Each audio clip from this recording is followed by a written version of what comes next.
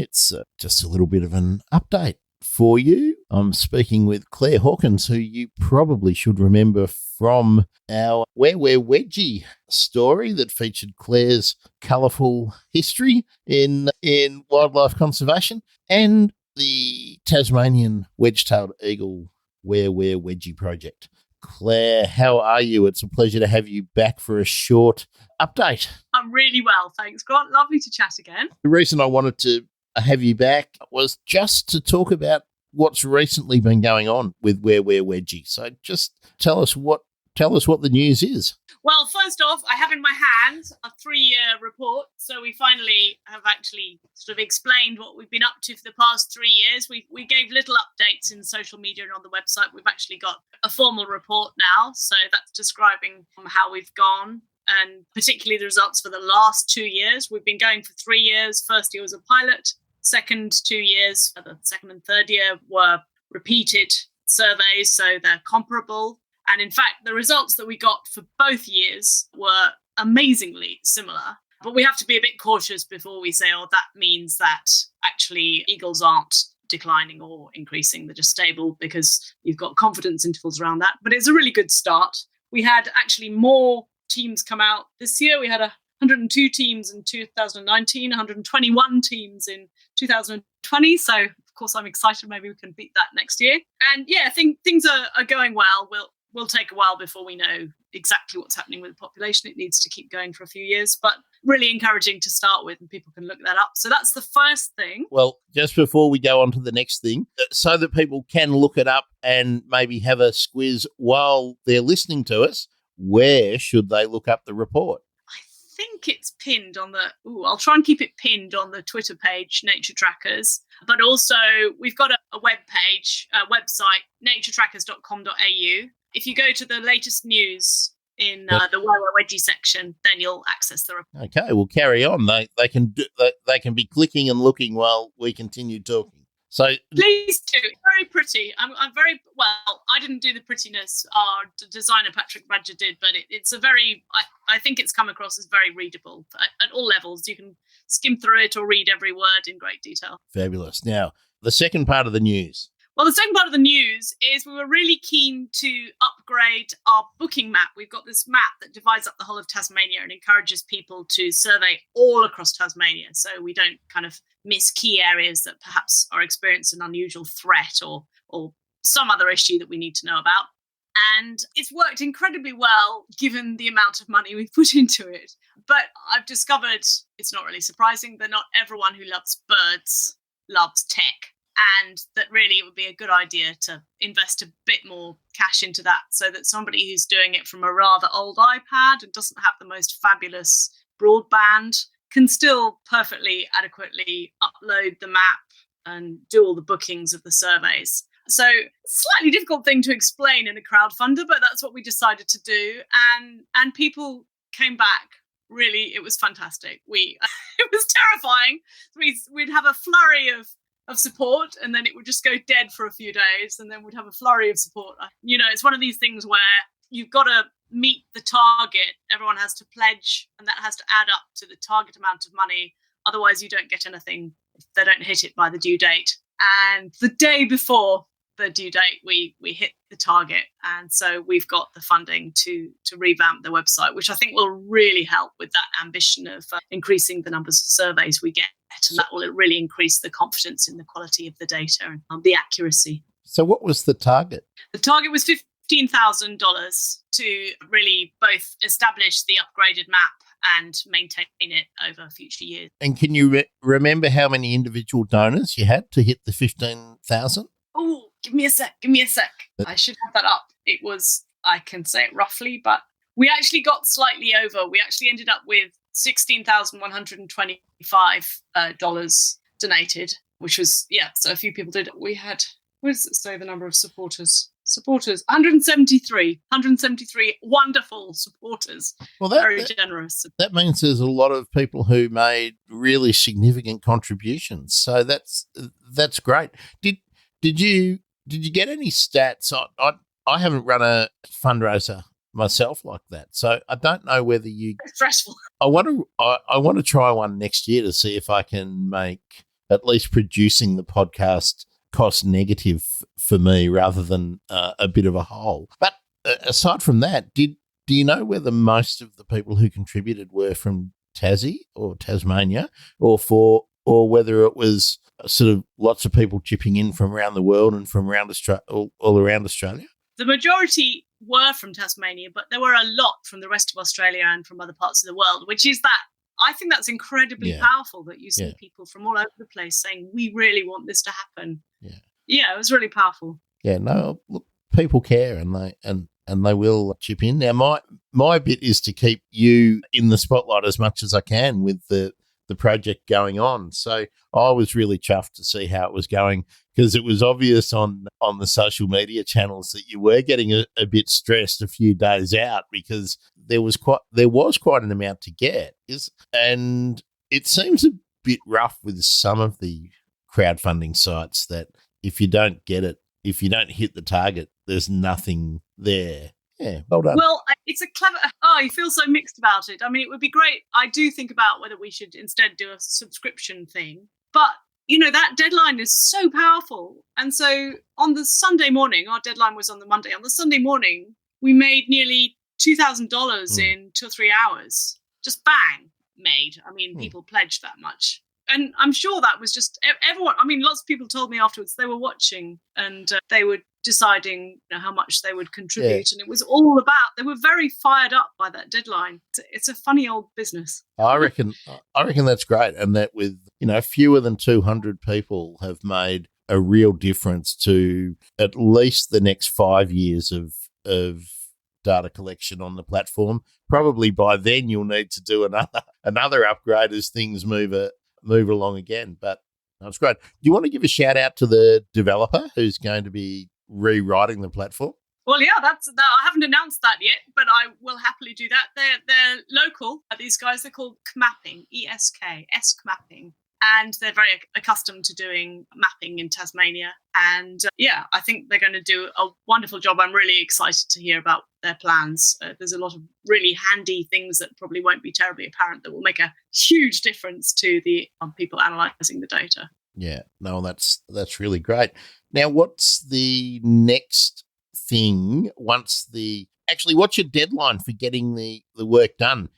Mapping. So we normally open up the booking map around sort of the end of January, early February, and that is the deadline. And we'll see. It just depends how smoothly everything goes. But certainly that's the aim. We do like people to think about where they're going to do their survey sooner rather than later. A lot of people like to plan in advance, and it means that they can just check how they're going to do their survey. If it's complicated to get to their square and so forth, these things, it sounds really trivial and the kind of thing you can organise in a weekend, but it's just much better if people have a bit of advanced thinking about it. So, we like to open it up early. Absolutely. So while the development is going on, can people still head over to Nature Trackers and look for the Where We're Wedgie and register to take part? Yes, great point. Thank you, Grant. Yes. So people can sign up.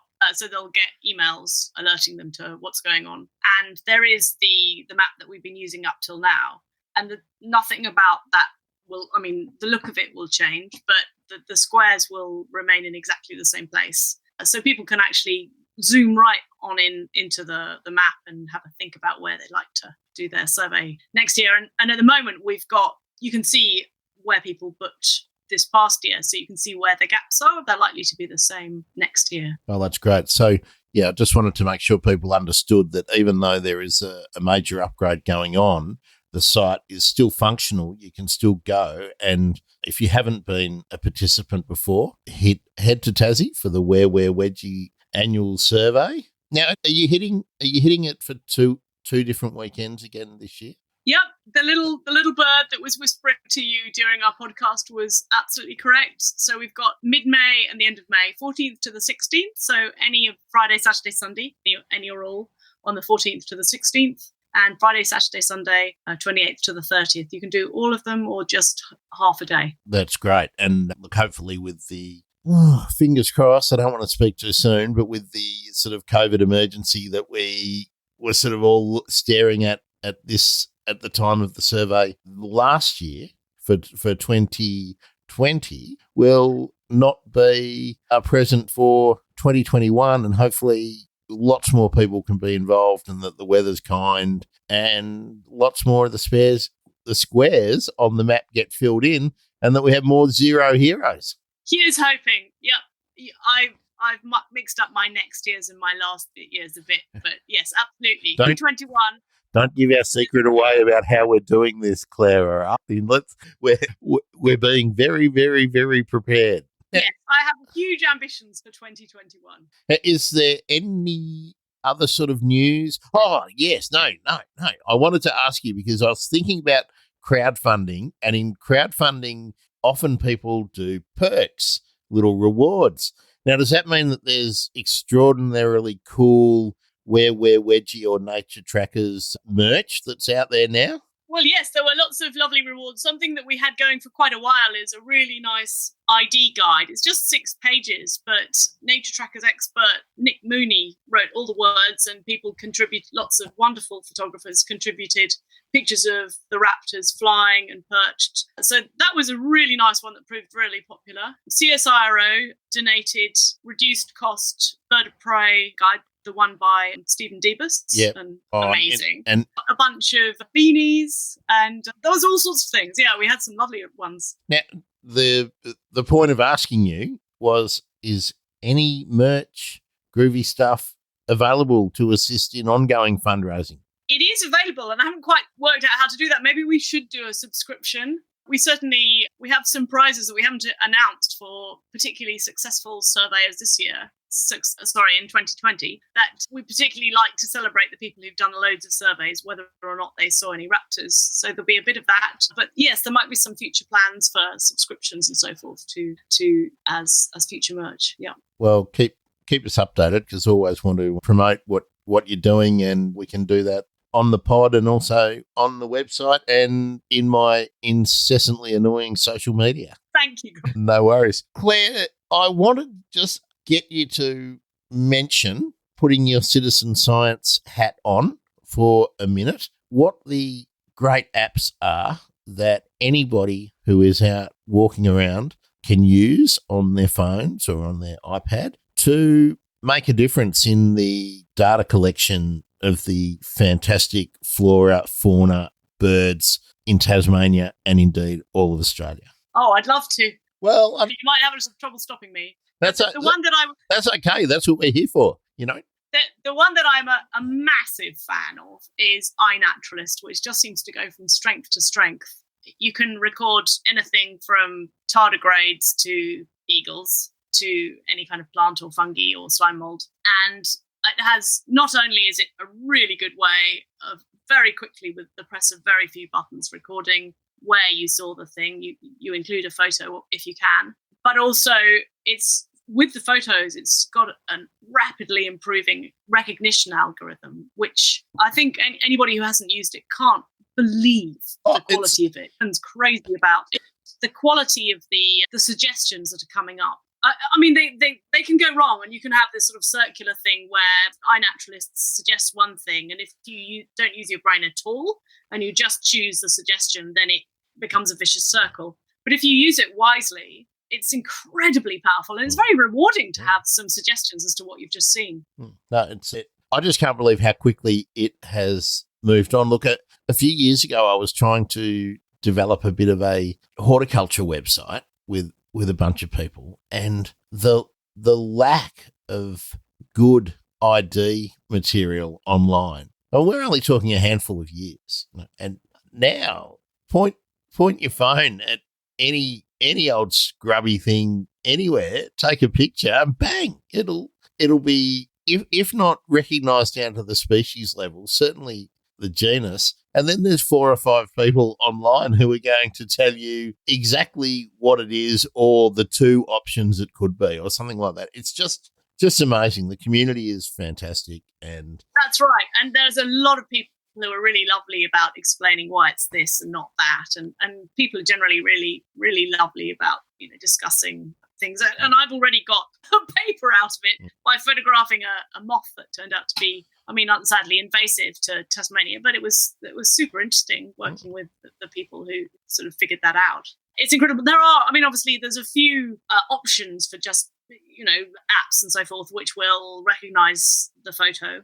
But I mean, iNaturalist is fantastic because it's going into a giant database, which then gets picked up by the Atlas of Living Australia, in our case, the Natural Values Atlas in Tasmania, and all those sorts of things. And also you can set up projects on the app, which we have for Where We're Wedgie as well, so people can share more photos. And particularly during the time of the survey, it helps us kind of work out confirm the identifications of the birds that people have seen. And you can add fields in that. So, for example, we also have another Nature Trackers project on burrowing crayfish, and we ask things like how many burrow entrances people have seen, all sorts of extra things. So I sometimes am a little bit surprised at the new apps people have created, which really kind of cover what iNaturalist has done.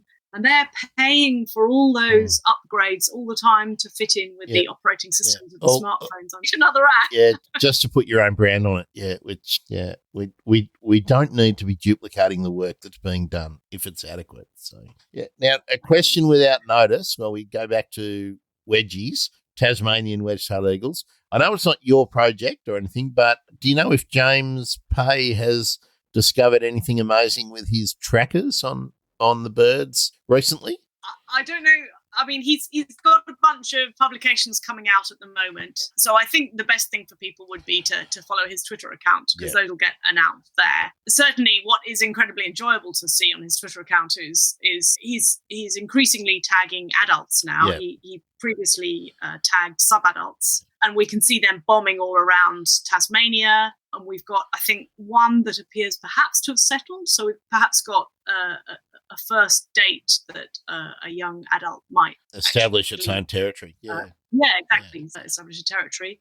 So that's fascinating. Yeah, watch and wait, I would say. I'm hoping that James I don't think anything's quite come out yet. So yeah. I'm hoping James will join me sometime around publication. I know it's a really, really busy time getting ready for publication, submitting, and then doing all your corrections and everything. So I'm not bothering him at the moment. So now I think that's our update. So thanks for keeping us in the loop on the bird emergency. And I hope you've enjoyed hearing the latest from Clare.